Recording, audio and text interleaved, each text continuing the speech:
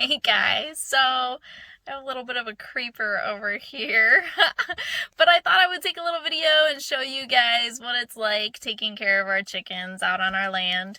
We're not there yet, our home is not built, but we have a driveway. I mean, it's still dirt, but I can drive on it, yay! And then I can include maybe a little bit of the drive, the beautiful roads that lead to our home. Oh my gosh, it's such a gorgeous drive, the way the trees hover over the roads. But anyways, let's take a look.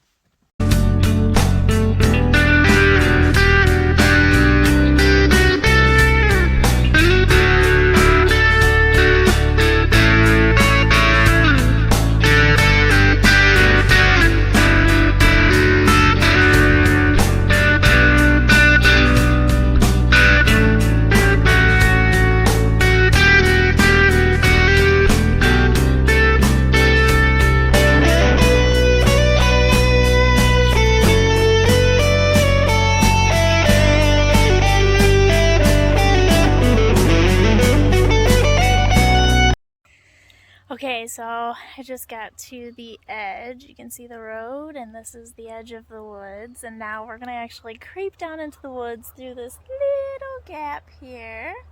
And I don't know if you can hear the ladies yet, but we're gonna go check on them and see how they're doing.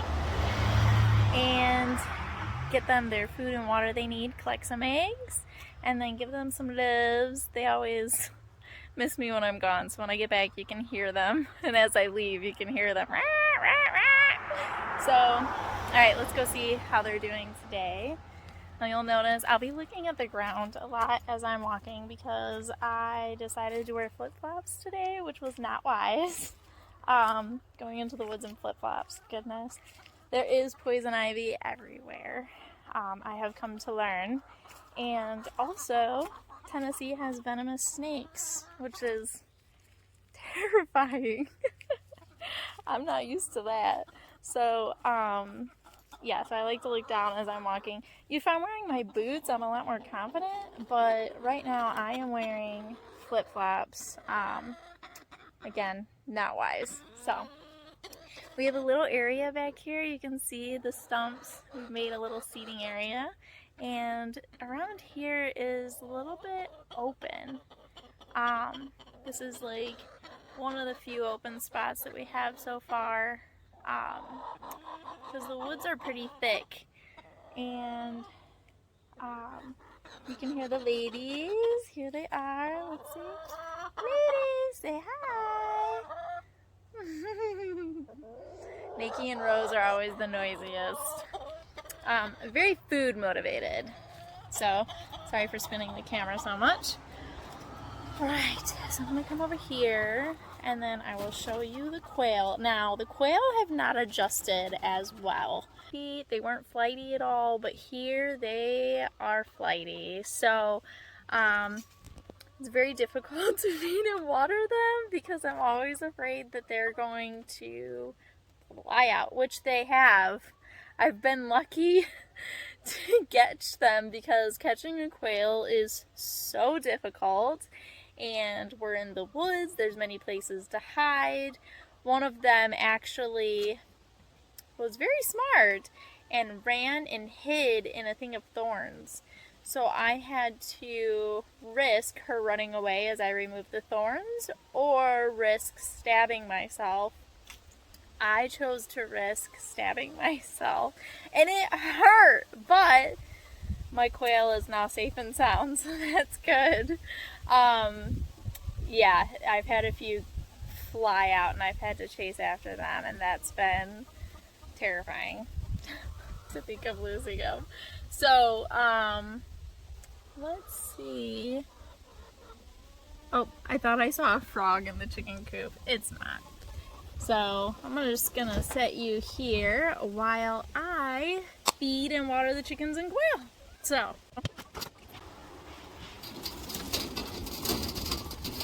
can you hear them? They're going nuts. Now I'm not gonna collect their eggs today because They lay them very far in there, and when I go to reach, they fly out. So my mom actually had a genius idea. I need to get a little rake, like a little kid's rake, and just rake the eggs towards me. I haven't gotten one yet though, so they get to keep their precious eggs for now. Now their water is still full from the last time. I like to keep about a gallon in there at a time. So they're still doing okay in that front. Let's see if I can prop it up here so you guys can watch me taking care of the chickens. Now this is their nesting box right here. And you can see they're ready for me. Hi ladies! Hi babies!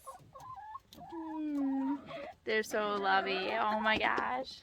Yes, Nikki. Hello. Hello, Nikki. I love that our chickens love to be petted. That's actually, I say that they're primarily our pets. Even if they didn't lay eggs, we would keep them. But it's nice that they give us food in return. So how cool is that? How many people's pets actually make their own way and pay for themselves?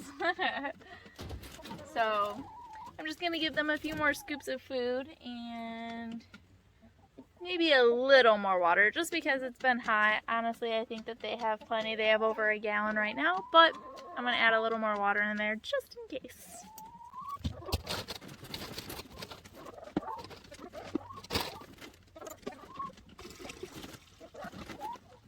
Now, a lot of people say that you should not keep water in the coop. That's like a big rule because the water can make the coop moist and create bacteria that they inhale. It can be very unhealthy, but I personally use jugs that have little nipples, or the cups actually, not the nipple ones.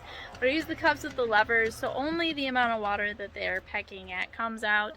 That way it's not adding too much water to the coop, and I know that heaven forbid they get stuck in their coop, they're not going to be without water. That's a big fear of mine, so that's why I do it that way. Now they have a ton of eggs in here that they have laid, yay! But as usual, I have come unprepared. Now, there's been many a times that I have to scoop my shirt up and just put the eggs in my shirt. I think I'm gonna try to come back with a bag for these. I have a bucket specifically for this to bring to the car and take it back into the house. However, sorry, there's a bug on me. However, I took it into the house to unload and I did not bring it back out. So that's the story of my life right there. I love you, ladies. So I will come back for the eggs later because I'm wearing a white shirt and I don't want to risk it because that's my look. Alright, now I also have a trail cam out here. I need to put the SD card back into it. Now the trail cam has been really cool. So far I've not captured anything on it, but that's because I aimed it way too high. I've only done this once so far, but I aimed it way too high. And then, sorry, I'm making sure I don't step on snakes. It has a sensor on it and it starts filming once it sees something move. Now the problem with that is I aimed it right at my quail. So basically it just started filming every time my quail moved, which was like all the time, obviously. So I'm gonna aim that lower to the ground. Let's see if I can capture this.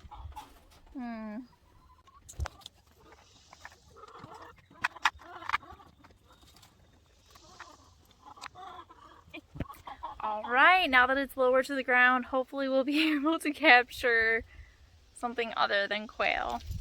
Actually, I don't want to capture anything. I want to believe that there are no predators out here in these woods.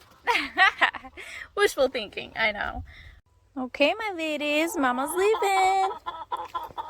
Now you can see the coop door there. I love it. I got it from Omelette, and it is an automatic door. So when the sun rises, the door opens, and when the sun sets, the door closes. Now, my ladies have trained themselves. It's actually instinctual. They go back to bed when it gets dark out because they know it's dangerous, and so they put themselves to bed, and then the door closes when the sun sets. No, so I know that, heaven forbid, something makes it through my Fort Knox cage here, that they will be safe inside their beautiful, amazing coop that I'm absolutely in love with. So I'm gonna go put the food away so that nothing gets into it. Now I keep their food in a Rubbermaid container so that it is safe from the elements, from the bugs, and from any vermin that might possibly be out here. And that is that. So you got to see the ladies and the quail. I can't say ladies because we do have a rooster quail. And I got the SD card put back in the trail cam so we can see what else is out here. Now the ladies know I'm leaving, and they usually holler for me as I go, which is so sweet and heartbreaking. They're like, hey, you didn't give me any treats this time. What the heck, woman? So that is the ladies area. I just about fell, but I caught myself. So that's all that matters, right? Not embarrassing at all. All right. Well, thank you for watching, and that is the chickens and quail.